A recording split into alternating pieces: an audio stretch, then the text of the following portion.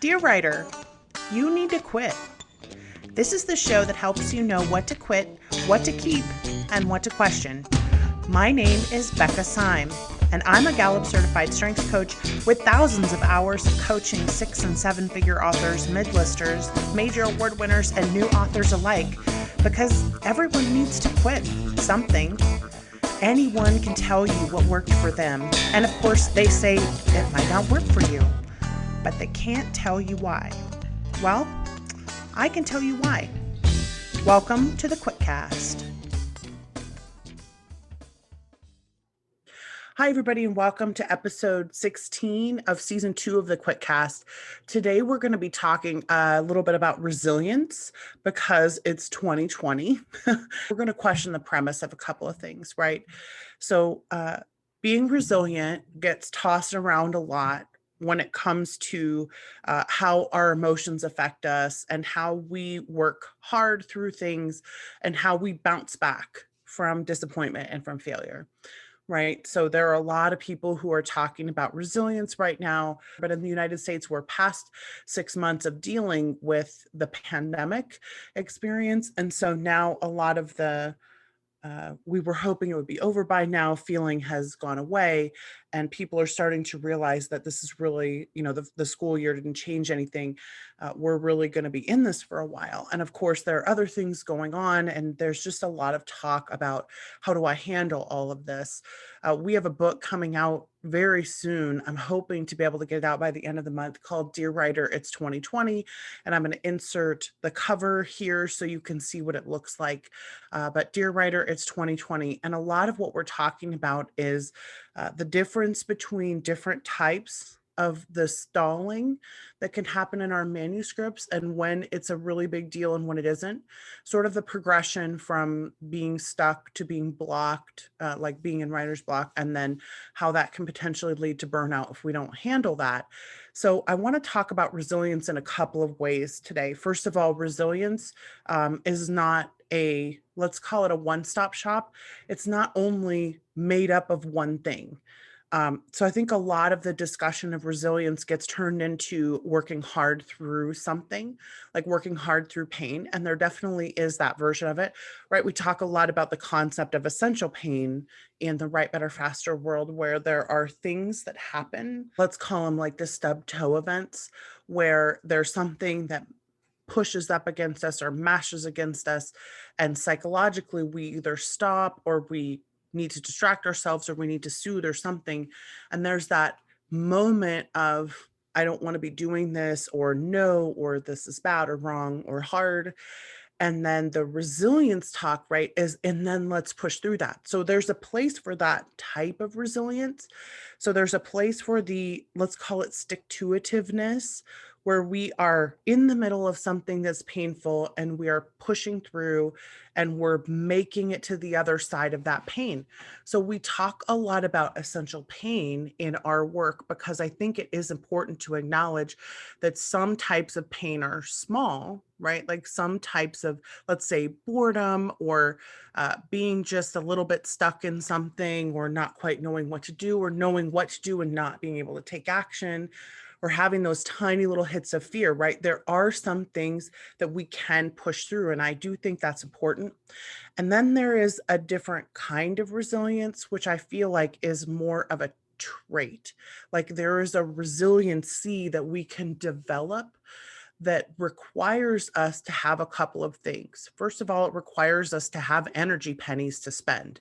And so there are a lot of people who are trying to be resilient right now, who are trying to push through something or trying to make something happen. And part of the issue is that they don't have any energy pennies to spend. Like the concept when we talk about energy pennies is literally everything that we do, every decision we make, and on a very micro level, right? I almost think of it as there's a penny that I spend that goes into somebody else's bank when I spend a penny. And when I save a penny, then it goes into my reserve tank. So it allows me to be more resilient later, right? So this concept of energy pennies to me, and if you haven't seen when we talk about this, I'll put the link to our earlier podcast in the show notes. But I do think it's important to understand that every single thing we do either takes or gives us energy on some levels. The reason I like to talk about it in terms of pennies is because they're so tiny in increments. And I like the fact that we already think of them as being very small, almost to the point where it is not something we would consciously think about. Spending a penny, right, doesn't have the same, let's say, pain point to it that spending $1,000 or $10,000 does. But when you spend enough pennies, they eventually add up to that. So here's one example. If you have clutter in the house and you're the kind of person who, when you look at it, you think about it, like you would look at that pile of things that hasn't been done and you would make a decision in the moment subconsciously sometimes. I'm not going to go handle that, or I am going to go handle that. And every time you have to think about that, on whatever level it is, you drop a penny in out of your bank. You pull a penny out of your energy because you're doing this decision making. And so the more we require that of ourselves, things like, I'm going to give up sugar and I'm also going to give up Facebook and I'm also going to give up this. So then every single time throughout my day that I have to make a decision that I'm not going to do that thing, that I'm spending a penny to make sure that that doesn't happen. And eventually I run out of the capacity to do that. Can you refill them? Of course, like you can make more pennies and you do have a bank of them. But when we think about the fact that we need pennies to spend in order to practice resilience consistently, then that is the important part of talking about 2020 resilience for me. It's not just suck it up and get through it. It's not put your head down. It's not those sort of moment by moment resilient experiences, because sometimes when we have those moment by moment resilient experiences, the best thing for our long-term resilience is sometimes to say no to the thing that we want to make ourselves push through. Sometimes the rest or the making of pennies is the thing that we need in order to maintain long-term resilience. So part of what bothers me about the rhetoric that gets tossed around that is the just suck it up and deal with it, is that there comes a point where just suck it up and deal with it leads you into burnout, right? There comes a point where I spend the pennies to make that happen. And because I'm spending so many pennies in every other part of my life, then I'm depleting my well too quickly and I'm not making any pennies. And I want to pause really quickly here to say there are some personality types, right? The higher focuses, the higher achievers, etc., who do also get pennies from making tasks happen and from checking things off lists. So it isn't that you have to necessarily rest or lay down or not work if that's not your style of energy penny production. But whatever it is that makes you feel like you're giving yourself more reserves, that's what we need. Because the key to long-term resilience is being able to maintain that high and hot functioning. If you function on a high and hot level and eventually you burn through all of the energy pennies that you have saved up, then you're going to burn out. That's how we get into the pit, right? And so when we think about resilience, there is definitely a place for, in the moment, I'm going to feel the pain, I'm going to let myself embrace that essential pain and I'm going to walk through it and I'm just going to get to the other side of this task. But the more we do that, the more pennies we spend. And then sometimes the more we have to make or fill in order to recover from that. The more we long term have those push through the essential pain moments, the more we have to make pennies. And so every time I do a discussion these days about writer's block or about burnout, I'm always telling people in 2020, especially, you have to manage your pennies very, very well, because the more pennies that you spend when you have to do things like move a deadline because you're high responsibility and you committed to something, you didn't realize there'd be a pandemic and now it's October 1st and you still haven't released that book yet. And now you have to move the deadline and it costs you a lot of energy pennies to do that. Then you have to go and make some more pennies to make sure that you keep your wells up, not just because of the big things, right? Like the very large, uh, cultural level, sort of everyone is participating in it, um, dangers and difficulties, but also the very small ways that what 2020 has become affects all of us on a day-to-day level in our own individual systems. So the danger of trying to just push myself to constantly, quote unquote, practice resilience in the moment is that I'm losing the sense of I have to prepare myself to be able to practice a lot of resilience over time. So if you've ever heard of the concept of flow, this it's Mihai Csikszentmihalyi. I'll put links in the show notes. It's that where the challenge and my capacity just barely outmatch each other, right? Where the challenge is just a little bit higher than my capacity, that's when I push myself a little harder and then I meet that challenge. All of the different parts of us have that capacity to engage in flow in the place where the challenge of the situation meets or just barely exceeds my capacity and pushes me into a higher place. But we can't constantly practice resilience in when we're being pushed beyond our capacity at too high of a level. So we have to be really consciously aware of just how much we're being pushed right now. The book, the Dear Writer, It's 2020. There's so much of this that's about the fact that this year has been difficult, but also this year is not an anomaly. Even if nothing else had happened this year except just the publishing industry differences, writers would still have had a difficult year. This is a culmination of things that have been building since 2010 in this industry. And we're now starting to see a lot of effects of what's wrong with me? Why am I not doing better? Why am I not selling? Why are these things that you promised me not happening? And they've been asking, and we have been asking these questions over and over for a couple of years now and getting no answers. And people are starting to get really frustrated. And I think what we're not addressing is the fact that there are other pressures around besides just the quote unquote 2020 pressures that in this industry need to get addressed. And so part of what we're going to do in the book is to talk about why am I not selling? Why are things not working for me, etc. And then the other piece is to talk about how do we manage the special 2020-ness of what's happening in our lives right now, and how do we keep ourselves from getting to that place where we're eventually going to burn out. And one of those ways is to be really conscious of our energy pennies. And every time I talk to authors now, every single time, I'm like, manage your freaking pennies, everybody. Be conscious of what drains you. Be really, really conscious of what drains you and cut those sources off so that they are not able to drain you on that same level.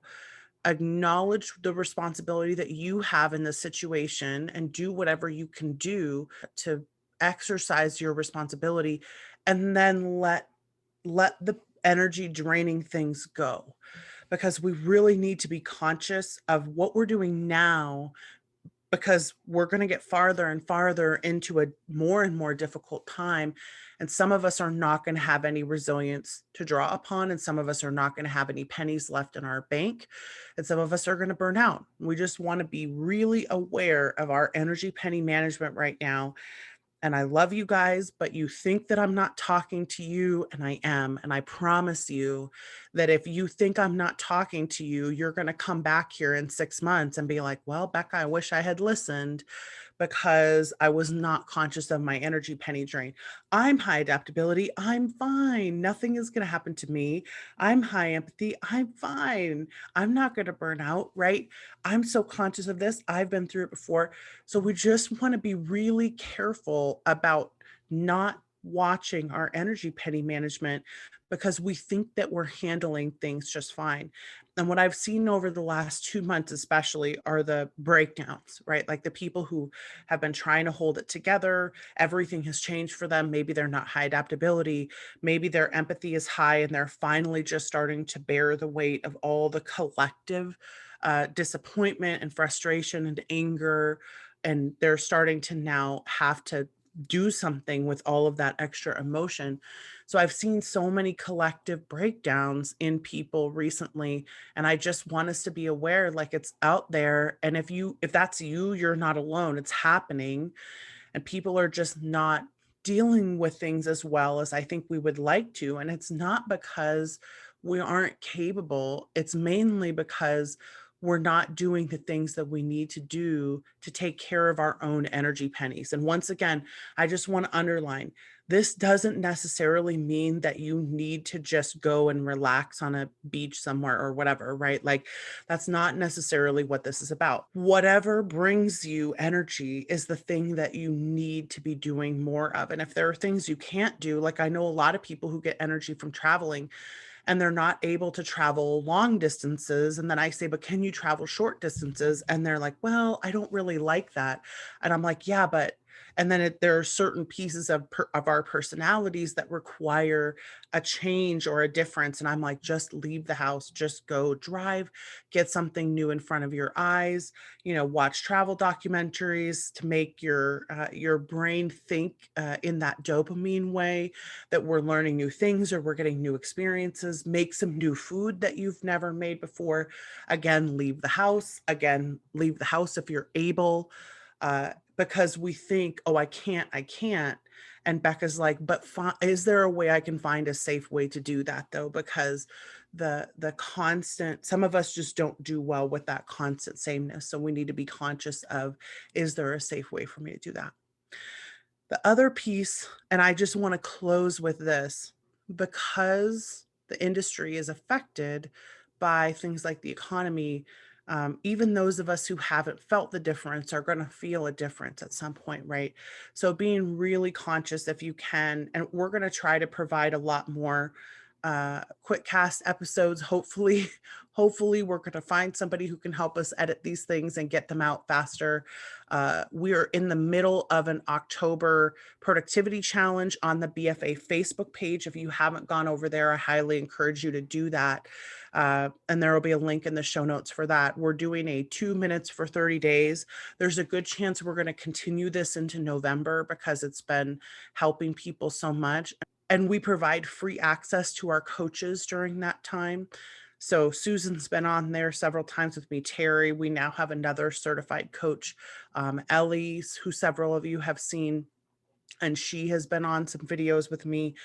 And basically for about half an hour to an hour every single day, we're just sitting on the Facebook page live, and we are answering questions and we're asking questions and we're trying to help discuss things like energy pennies and doing things to make sure to fill your bank. And so I hope that you will come over, especially if you're thinking, I can't afford to take a class right now, I can't afford to do any of these things. Come over to the Facebook page, engage with the coaches over there, because that doesn't cost you anything. And then we always remind everybody, close Facebook when you're done with the video, so we don't just stay on Facebook for forever either, right?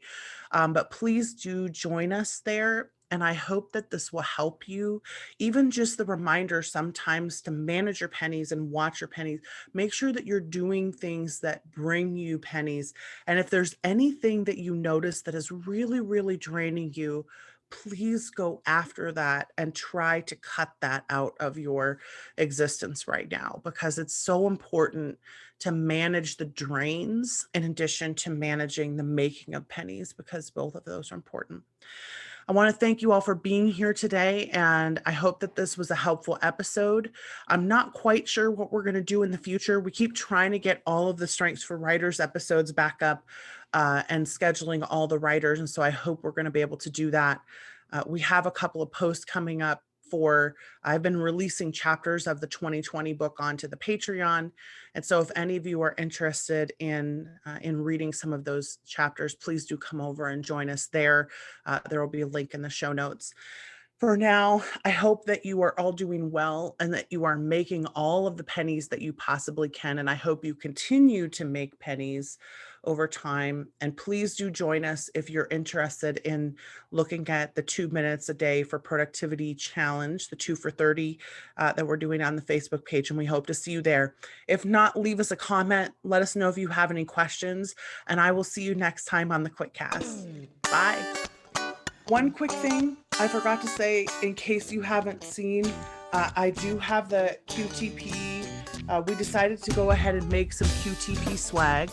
And I'm not sure if you're going to be able to hear me when I sit back, but I wanted you to be able to see that we do have we have a Teespring channel where we're making some QTP swag on the off chance that you're interested in getting some question the premise, everybody, right? Question the premise. So I'll put a link in the show notes to that in case anybody wants to get that. I have seen some people on our Zoom calls wearing the QTP swag, and it makes me the happiest ever. Somebody posted in the Strengths for Writers Facebook group the picture of them in this shirt, like in this long sleeve shirt. And let me tell you, this is the most comfortable long sleeve shirt that I think I've ever worn. It's amazing. Thank you so much, Teespring, for existing. I love that. And so we'll put a link to that in the show notes because that has been really fun. And don't forget to question the premise, especially when things aren't working for you. Don't assume that it's you. Don't assume there's something wrong with you. Assume that you just need to question the premise. All right, we'll really see you next time on the QuitCast, I promise. All right, bye everybody.